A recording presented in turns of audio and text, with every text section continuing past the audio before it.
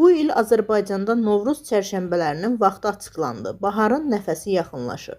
2026-cı ildə Azərbaycanda Novruz bayramının simvolu olan 4 çərşənbə günlərinin tarixləri artıq bəlli olub. Baharın gəlişi ilə bağlı xalq arasında min illərdir yaşadılan bu ənənə bu ildə öz rəngarəngliyi və mənəvi dəyəri ilə qarşılanacaq. Ölkə AS xəbər verir ki, bu ilin ilk su çərşənbəsi fevralın 24-nə təsadüf edəcək.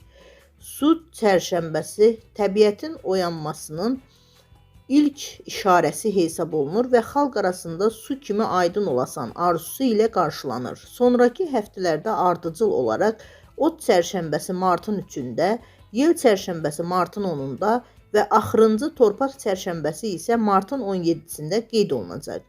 Hər bir çərşənbə özündə bir ünsürü, suyu, odu, yeli və torpağı təmsil edir. Bu 4 ünsür insanın və təbiətin harmoniyasını simvolizə edir və Novruzun fəlsəfəsini formalaşdırır. Novruz bayramı özü isə martın 20-sindən 24-nə qədər qeyd olunacaq.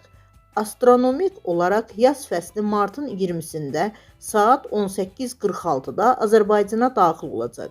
Bu tarix gecə ilə gündüzün bərabərləşdiyi, təbiətin yenidən dirçəlişinə başladığı andır.